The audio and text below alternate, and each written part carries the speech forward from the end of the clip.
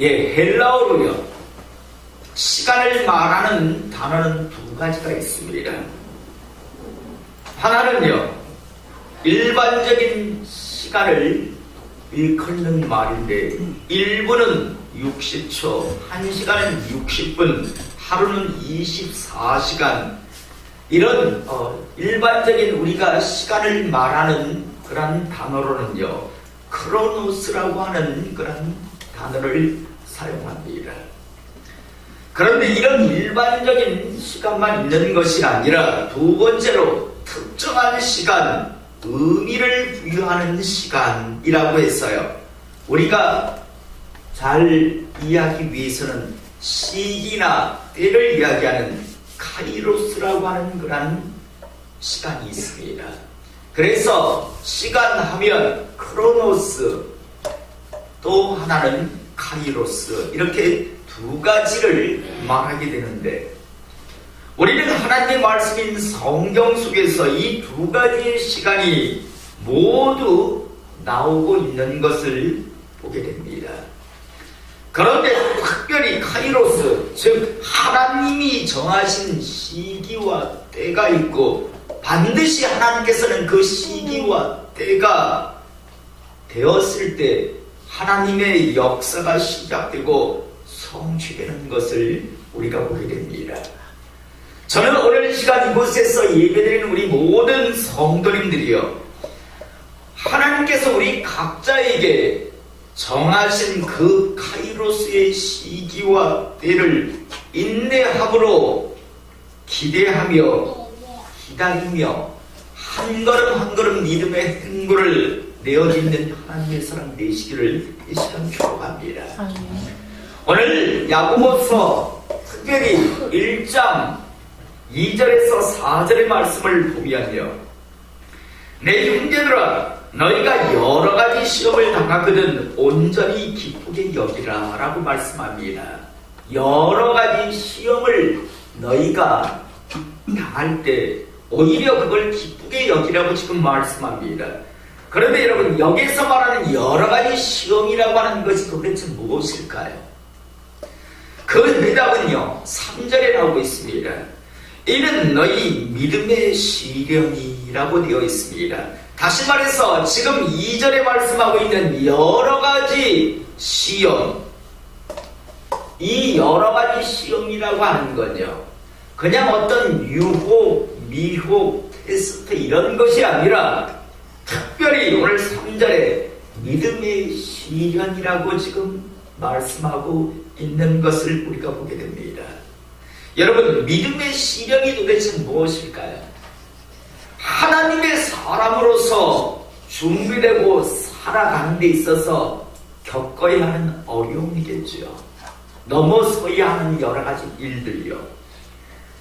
너희 믿음의 시련이 인내를 만들어내는 줄 너희가 알미라 라고 지금 말씀하는데요.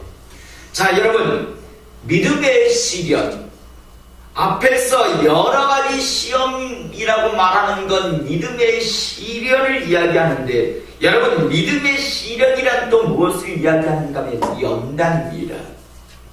여러분, 우리가 쇠를 풀무불에 집어넣었다가 빼서 쇠망치로 칠 때 그 쇠는요, 굉장히 강해집니다. 물은 쇠를 계속 용광로 속이나 풀무불 속에 집어넣었다가 다시 뺍니다. 그리고 망치로 대장장이가 칩니다. 또다시 불에 넣었다가 풀무불에 넣었다가 다시 시뻘겋게 밟은 이후에 다시 망치로 칩니다.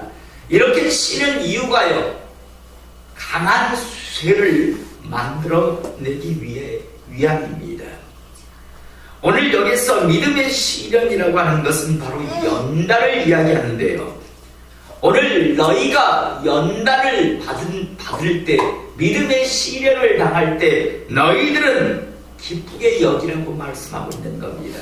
그러면서 그 믿음의 연단을 인내함으로 기쁘게 여기며 보내라라고 하는 말씀을 합니다. 그래서 4절에 보면 인내를 온전히 이루라 라고 분명하게 말씀합니다. 부탁하는 것이 아니라 명령하고 계십니다. 인내를 온전히 이루라. 너희 믿음의 시련, 그 연단의 기간을 기쁘게 여기며 인내함으로 온전히 준비되라 라고 지금 말씀합니다. 그러면서 왜 그렇게 해야 하는가, 그 이유를 이제 이어서 말씀하고 있는데, 이는 너희로 온전하고,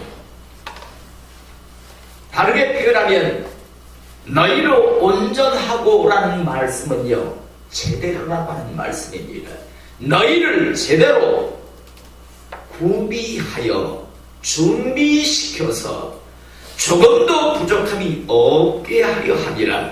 멋진 하나님의 사람으로 사용하기 위함이라 라고 지금 그 이유를 말씀하고 있습니다.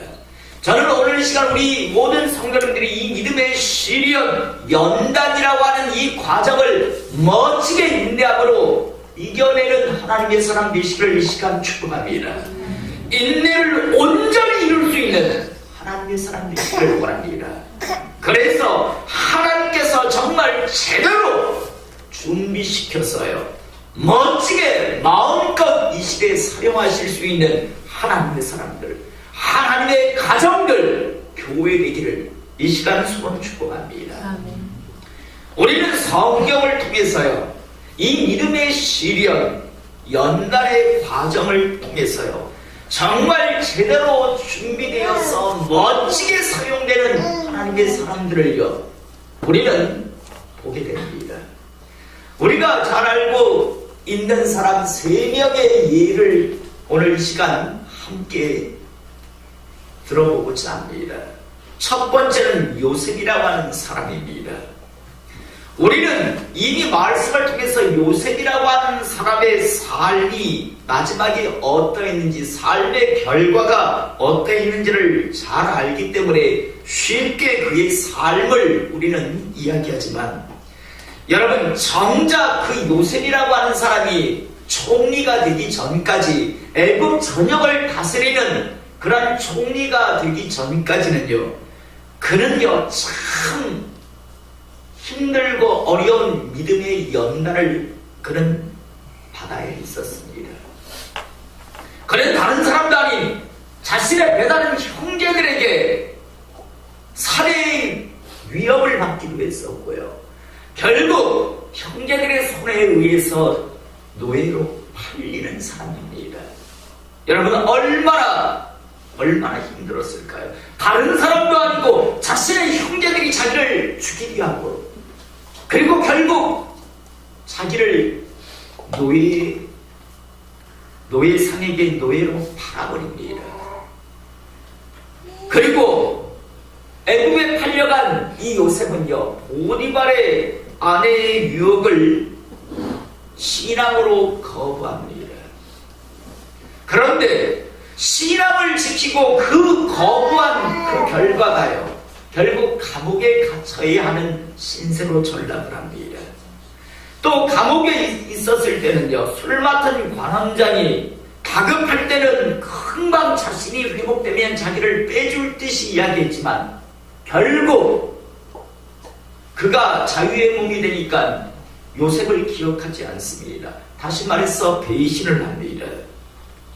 여러분, 이렇게 반복되는요, 형제들에게 팔리고 보디발의 아내의 유혹을 거부했다는 이유 때문에 감옥에 갇히고, 감옥에 갇혀서 그래도 술 맡은 관원장을 통해서 자기가 이제 그 감옥에서 벗어날 수 있을 것이다라고 기대했을 텐데, 그런데 그의 삶 속에는 어떤 일들이 일어나지 않습니다. 감옥에서 2년 이상이나 그는 계속 갇혀 있어야 했었습니다.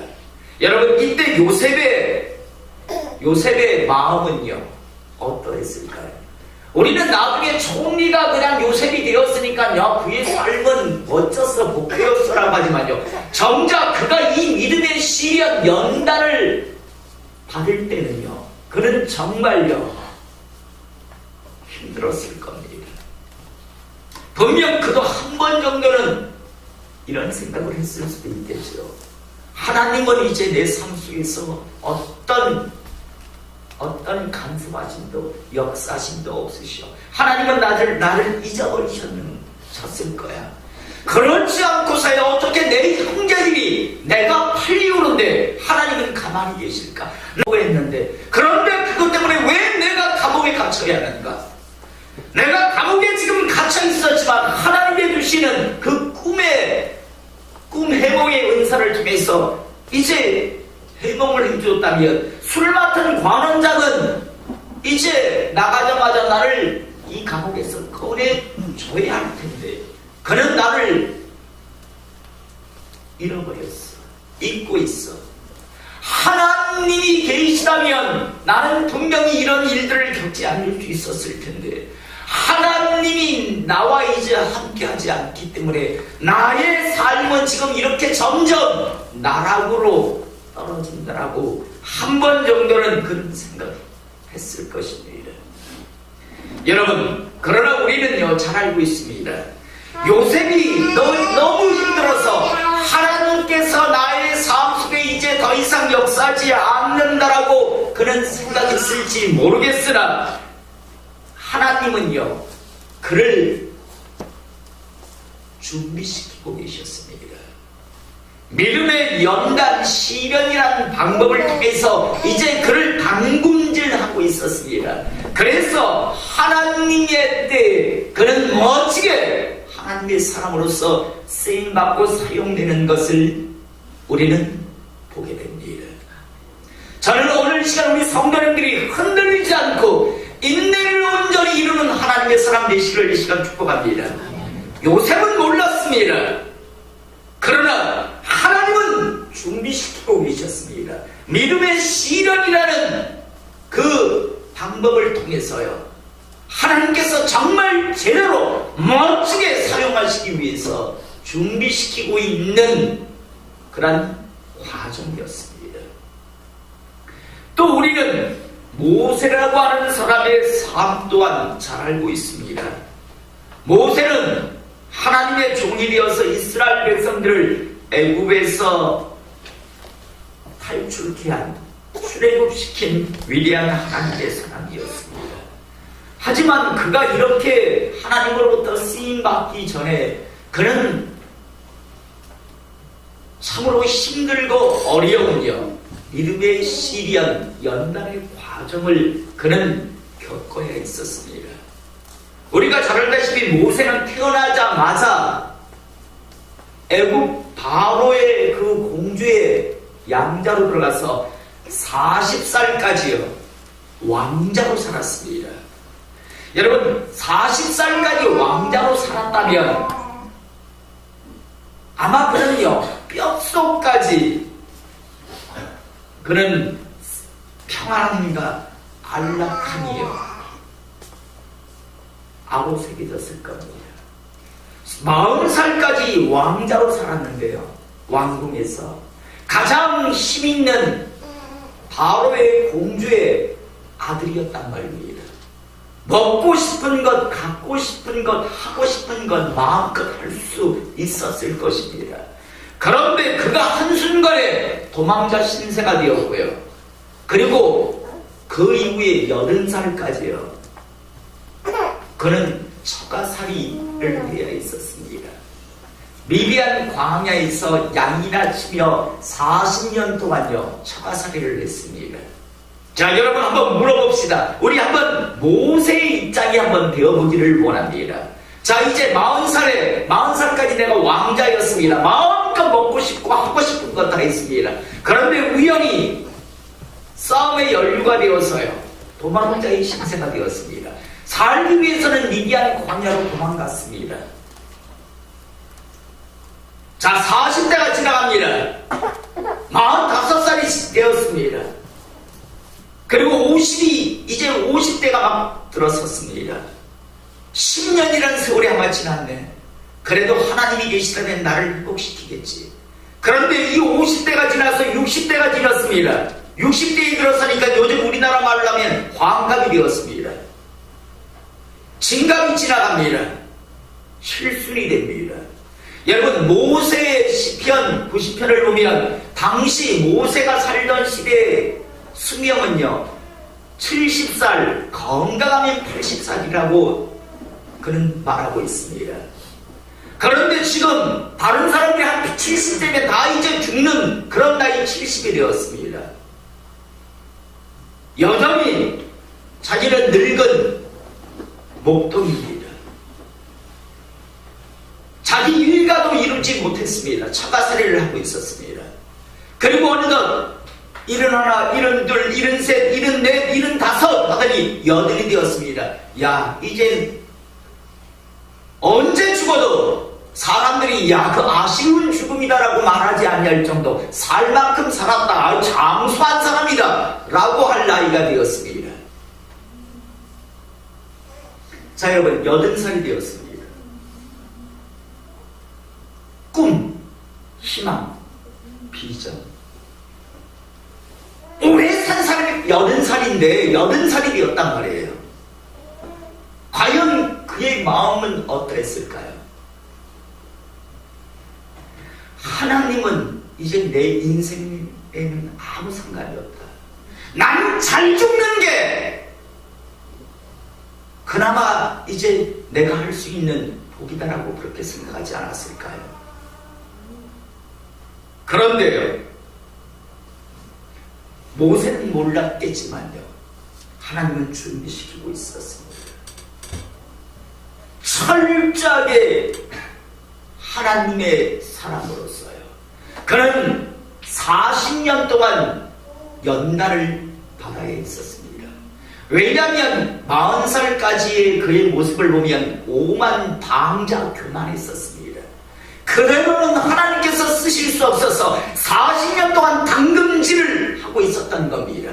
그래서 비로소 하나님께서 준비되었을 때 하나님께서 그에게 말씀합니다. 이제 내가 너를 쓰겠다고 하니까 하나님 쓰실 만한 사람을 쓰십시오. 저 80입니다. 저 같은 사람을 쓰시려고 하십니까? 라고 하는 하나님께서 원하시는 그 말을 비로소 하는 것을 우리가 보게 됩니다.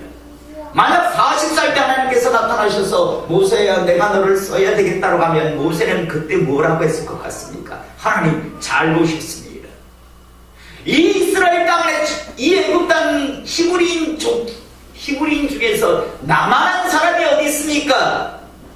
내가 제일 똑똑한 사람이고 내가 제일 배운 사람이고 제가 제일 명철한 사람입니다. 하나님 정말 사람 잘 보시네요. 하나님 정말 모든 걸 아시는 분이시네요 라면서 오만 방자함을 보였을 겁니다.